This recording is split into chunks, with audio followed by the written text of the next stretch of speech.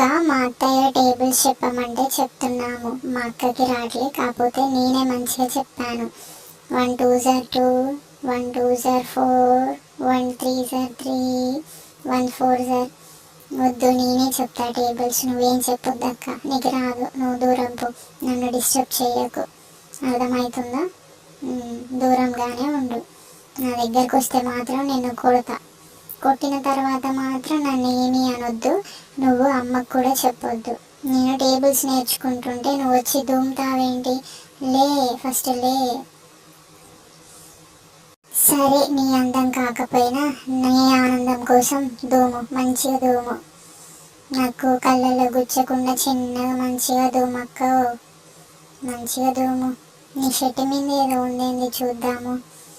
ఓ చాలే, ఇక నా ముక్కల సీమెడి ఆడుతుంది.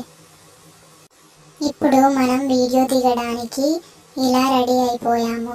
మా అక్క ఇంకా నన్ను రెడీ చేపిస్తూ ఉంది. నాకు కాటిక కూడా పెడుతుంది. మంచిగా పెట్టు అక్క, మంచిగా పెట్టు. మనం ఫొటోస్లో వీడియోస్లో బాగా రావాలి, సరేనా? ఓకే చెల్లి. నువ్వు మంచిగా పెట్టట్లేవు, వంకరగా పెడుతున్నావు, పిచ్చి పిచ్చిగా పెడుతున్నావు. మంచిగా పెట్టు. మంచిగా నువ్వు కూడా రెడీ అవ్వు. నేను నువ్వు కలిసి డ్యాన్స్ మంచిగా వేద్దాము. బుగ్గ చుక్క వద్దు అక్క, నాకు అక్కడ పెడితే చాలా పిచ్చి పిచ్చిగా ఉంటుంది.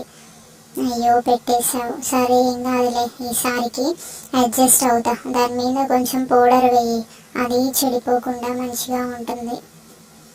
ఓకే చెల్లి, ఇప్పుడు నేను నిన్ను పూర్తిగా రెడీ చేశాను. మా అక్క డ్యాన్స్లో ఇలా కూర్చుంటాము. ఎప్పుడు మేము ఒకరిపైన ఒకరం ఇలా కూర్చుంటాము. ఎవరికి మేము చేసే గోల, మేము చేసే అల్లరి ఎవరికి నచ్చదు. కాకపోతే మేము ఎప్పుడు ఇలానే ఇంట్లో సరదాగా ఉంటాము. నేను సూపర్ మ్యాన్ డ్రెస్ లాగా నా చున్నీ వెనుక వేసుకున్న, అక్క ఏమో వెనక వస్తుంది. మేమిద్దరం కలిసి మంచి సూపర్ మ్యాన్ ఆట ఆడుకుంటున్నాము. ఇక్కడ నేను పాట పాడుతున్నాను. హల్లెలూయా స్తుతి మహిమ ఎల్లప్పుడు దేవుని స్తుతించెదము. హల్లెలూయా స్తుతి మహిమ ఎల్లప్పుడు దేవుని స్తుతించెదము.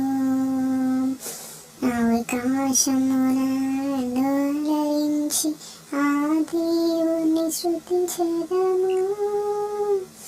హల్లెలూయా స్తుతి మహిమ ఎల్లప్పుడు దేవుని ఇచ్చేదము.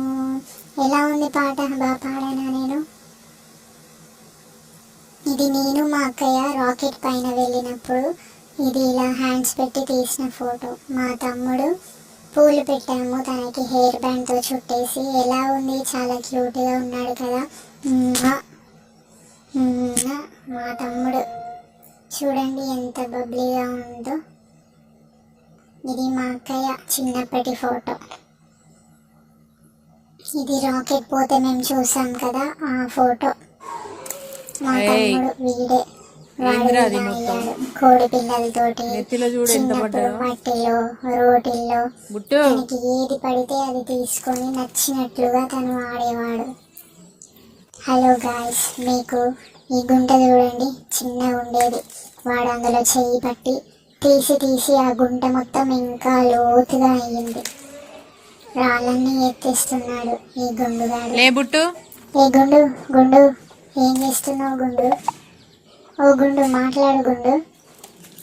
వాడు అక్కడ ఆ కోడి పిల్లల్ని ఈ గుంటలో ఉన్న రాళ్ళతోటి మట్టితోటి వాటిని కొట్టాలని చూస్తున్నాడు.